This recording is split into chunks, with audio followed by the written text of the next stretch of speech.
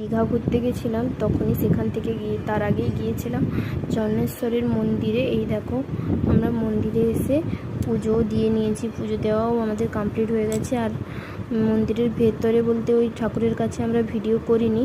তো দেখো বেরিয়ে দেখছি যে এই জিনিসটাকে কি বলে ঠিক জানি না, দেখছি যে এর ভেতরে তিনজন বাচ্চা ঢুকেছে। এই দেখো এই তিনটা বাচ্চা কি করছে একটা বুঝতে পারছি না ঠিক কি করছে। তো ওই দেখো মন্দিরটা কত সুন্দর। আর সত্যি কথা, ভগবানের কাছে গেলে না মনের ভেতর একটা আলাদা শান্তি অনুভব করা যায়। তো ভগবানের কাছে এই প্রার্থনাই করি, ভগবান সবাইকে ভালো রাখুক আর সবাই সুস্থ থাকুক, এটাই।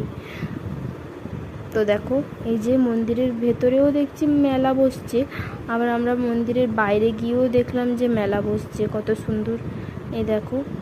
তো আজ ভিডিওটা এই পর্যন্ত।